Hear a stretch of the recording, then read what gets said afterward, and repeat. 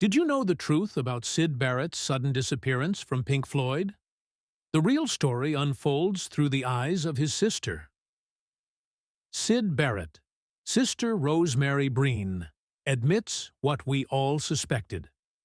Rosemary reveals intimate details and personal anecdotes that shed light on one of rock's most enigmatic figures. This captivating narrative uncovers the hidden truths about Syd Barrett's journey, from his rise as a musical genius to the struggles that led to his departure from Pink Floyd. Roger Keith Barrett, known as Syd, was born on January 6, 1946, in Cambridge, England, and grew up in a warm and supportive family. His father, Arthur Max Barrett, was a prominent pathologist, while his mother, Winifred, was a homemaker. Syd was the fourth of 5 siblings, and from a young age he showed a keen interest in music and art. As a child, Syd was known for his curiosity and creativity. He enjoyed playing the ukulele, which was his first instrument. His passion for music grew, leading him to learn the banjo and acoustic guitar.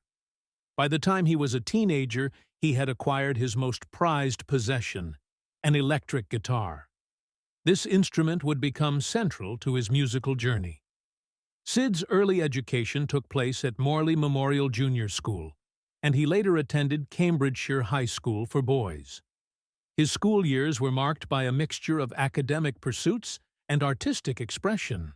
He was not only a talented musician, but also a gifted painter. His power to mix these two passions would later define his unique contribution to the music world. In his teenage years, Syd formed a band called Jeff Mott and the Mottos. It was during this period that he met Roger Waters, a fellow student who shared his passion for music.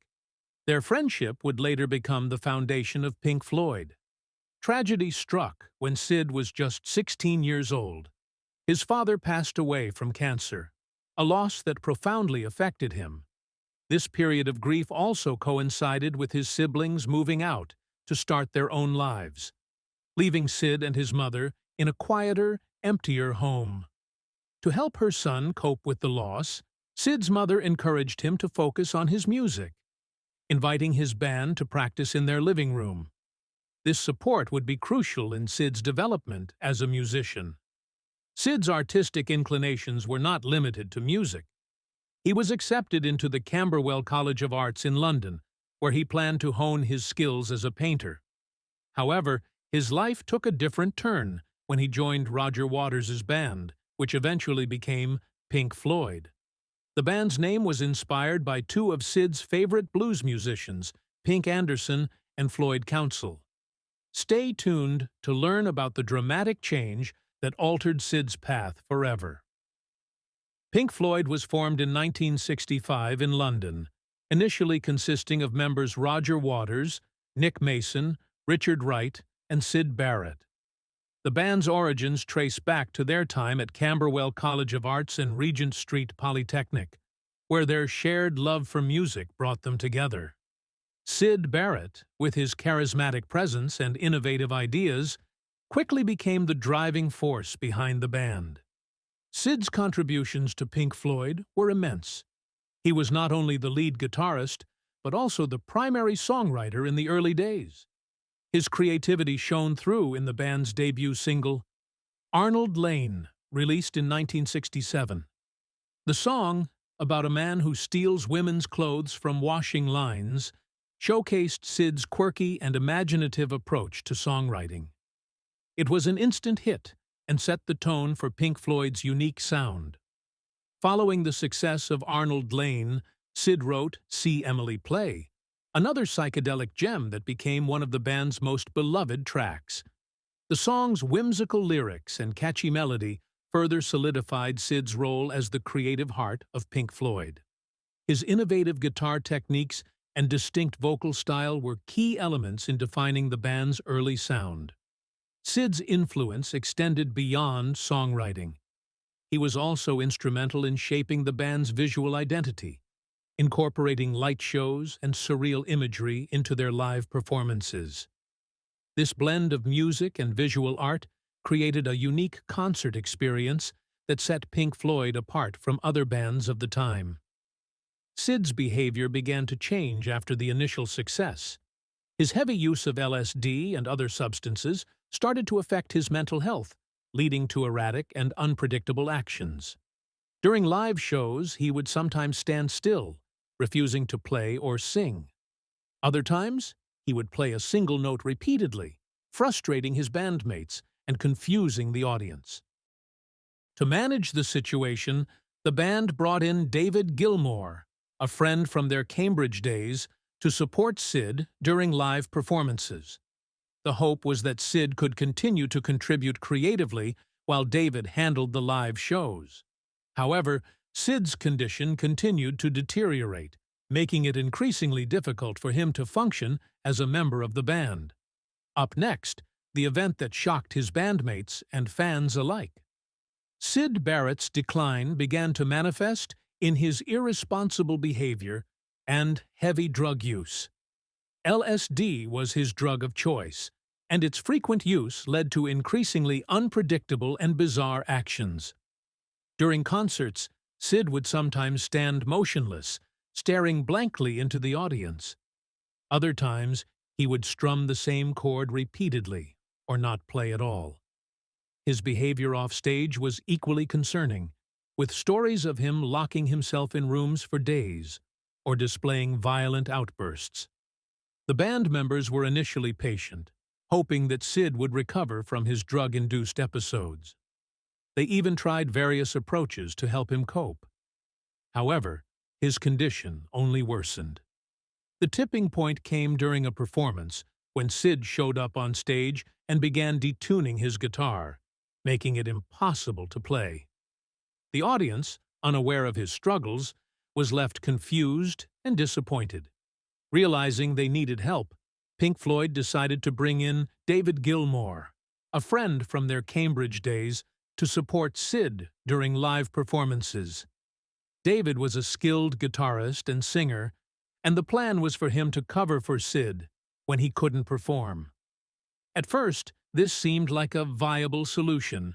Sid would focus on songwriting and studio work, while David handled the live shows. Unfortunately, Sid's mental health continued to decline. His irresponsible behavior continued, and he became increasingly withdrawn. There were days when he wouldn't show up for rehearsals or recording sessions.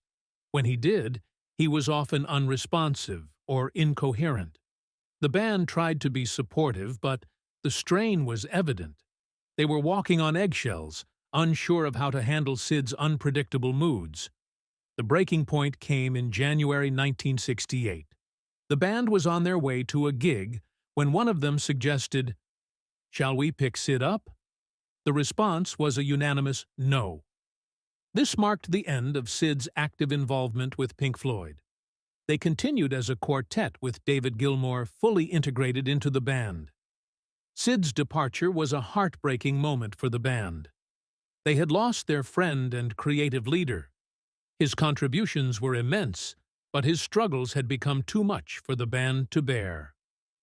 Now, let's find out about Sid's unexpected visit that left everyone in tears. During the Wish You Were Here recording in June 1975, an unexpected visitor arrived at Abbey Road Studios. The band was finishing up Shine on You Crazy Diamond, a tribute to their former bandmate Syd Barrett. As they worked, an overweight man with a shaved head and eyebrows, carrying a plastic bag, walked into the studio. At first, no one recognized him.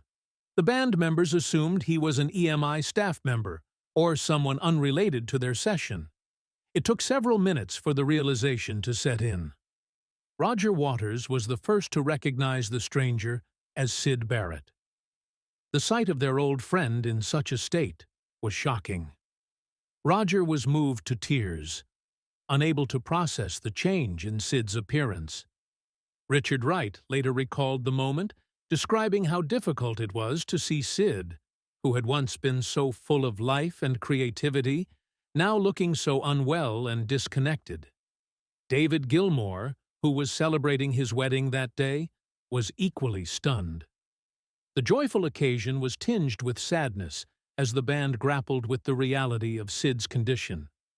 Nick Mason described the encounter as one of the most emotional moments in the band's history. The man who had once been their leader, their creative spark, was now almost unrecognizable. Sid's visit left the band members in a state of deep reflection. They played the almost completed "Shine on You Crazy Diamond" for him, hoping to get his thoughts. Sid responded that the music sounded a bit old. His comment, though brief, struck a chord with the band. They realized that while they had moved on, Sid had been left behind, trapped in his struggles. After some time, Sid quietly left the studio. It was the last time most of the band members ever saw him. The visit served as a poignant reminder of the fragility of genius and the heavy toll that mental illness can take. This encounter deeply influenced the remaining sessions for "Wish You Were Here." The album became not just a tribute to Sid's musical legacy, but also a heartfelt acknowledgement of his profound impact on the band and the personal loss they all felt. Let's see the hidden messages in Pink Floyd's tribute to Sid. Pink Floyd's album "Wish You Were Here" stands as one of their most iconic and emotionally charged works. Central to the album is the 9-part epic "Shine on You Crazy Diamond," which bookends the album, with the first 5 parts opening and the last 4 closing it. This track is a direct homage to Syd Barrett, celebrating his genius while lamenting his decline. "Shine on You Crazy Diamond" begins with a hauntingly beautiful instrumental that gradually builds, creating a sense of anticipation. As the lyrics start, they poignantly reflect on Sid's brilliance and the tragic turn his life took. Phrases like, "Remember when you were young, you shone like the sun," and "Now there's a look in your eyes like black holes in the sky," capture the essence of Sid's change from a vibrant artist to a shadow of his former self. The album also includes "Welcome to the Machine" and "Have a Cigar," both of which criticize the music industry. These songs reflect the band's frustration with the pressures and commercialism that contributed to Sid's breakdown. "Wish You Were Here," the title track, expresses a longing for connection and a sense of loss, sentiments deeply tied to Sid's absence. The creation of "Wish You Were Here" was heavily influenced by the emotional weight of Sid's condition. The band members were not only grappling with their fame, but also mourning the loss of their friend. This duality of success and sorrow permeates the album, giving it a unique depth. The recording sessions were marked by moments of reflection and sadness, particularly after Sid's surprise visit to the studio. The emotional impact of Sid's situation is evident in every note and lyric. The band's longing for their lost friend and their grief over his condition is palpable. This raw emotion is what makes "Wish You Were Here" resonate so deeply with listeners. It's a heartfelt tribute that immortalizes Sid's influence on the band and the personal loss they endured. After leaving Pink Floyd, Syd Barrett embarked on a solo career, though it was marked by his ongoing struggles with mental health. In 1970, he released 2 solo albums, "The Madcap Laughs" and "Barrett." These albums showcased his unique talent and creative mind, but they also reflected his fragile mental state. "The Madcap Laughs" was recorded over 2 years with multiple producers, including former bandmates Roger Waters and David Gilmour. The album features a mix of whimsical and deeply personal songs. Tracks like "Octopus" and "Golden Hair" exhibit Syd's distinctive style and lyrical playfulness. However, the recording sessions were often chaotic, with Syd's erratic behavior posing significant challenges. His second album, "Barrett," followed a similar pattern. Produced by David Gilmour and Richard Wright, it includes tracks such as "Baby Lemonade" and "Gigolo Ant." The songs are more polished than those on his first album, but still carry the rawness and unpredictability that characterized Syd's work. Despite the difficulties, both albums have gained a cult following and are appreciated for their originality and insight into Sid's psyche. Away from the public eye, Sid's life was far from easy. His sister, Rosemary Breen, played a crucial role in caring for him. After his brief stint in the music industry, Sid retreated to his mother's home in Cambridge. Rosemary describes this period as a time of deep isolation for Sid. He spent most of his days painting and gardening, finding solace in these solitary activities. Sid's mental health continued to be a challenge. He had withdrawn from the world, rarely interacting with friends or family. Rosemary found it hard to witness her brother's struggles.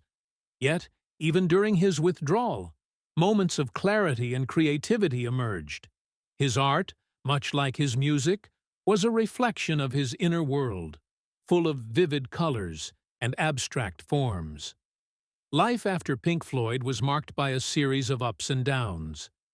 Sid's story is one of a brilliant mind overshadowed by personal demons.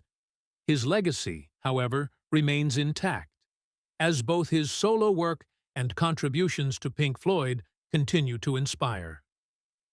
Let's reveal Rosemary's stories about Sid's final years. Reflections from Rosemary Breen provide a deeply personal look into Syd Barrett's life. She played a crucial role in his life, especially during his years away from the spotlight. The bond between them was strong, rooted in their shared childhood experiences and deep family connections. Rosemary's care and support were vital as Sid navigated his mental health struggles. Rosemary recalls her brother as a complex yet gentle soul. Although he faced many challenges, Sid had moments of clarity where his true personality shone through. He was known for his weird sense of humor and artistic talent, traits that endeared him to those close to him. Rosemary frequently mentions Sid's kindness and generosity, particularly towards his family. One poignant story Rosemary shares is about Sid's love for gardening. After leaving the music scene, Sid found peace in tending to his garden. He spent hours planting flowers and nurturing the plants, finding solace in the simplicity of nature. Rosemary would often join him, and those moments in the garden were among the few times Sid seemed truly content. Another story that stands out is Sid's relationship with his art. Even in his most challenging times, Sid never stopped creating. His paintings were a window into his mind, filled with vibrant colors and abstract forms. Rosemary remembers how he would often give away his art to friends and family, a piece of evidence of his generous spirit. Though he withdrew from public life, Sid maintained a close relationship with Rosemary. She describes how he would often visit her, and they would spend hours talking about everything from their childhood memories to his latest artistic endeavors. These conversations were a source of comfort for both of them, providing a sense of normality during the madness. Caring for Sid was not without its difficulties. Rosemary admits that there were times when she felt overwhelmed by the responsibility. However, her love for her brother kept her going. She knew that her support was essential for his well-being, and she remained a steadfast presence in his life until the end. The influence of Syd Barrett on music is undeniable. As one of the founding members of Pink Floyd, his creative vision and innovative style helped shape the band's early sound. Tracks like Arnold Lane and See Emily Play demonstrated his distinctive approach to music, making Pink Floyd stand out. His influence continued to be felt in later albums, such as Wish You Were Here, dedicated to his legacy. Syd's influence reaches beyond Pink Floyd, with his solo works, The Madcap Laughs, and Barrett achieving cult status for their raw creativity. Many artists cite Syd as an inspiration, crediting his willingness to push boundaries and explore new musical territories.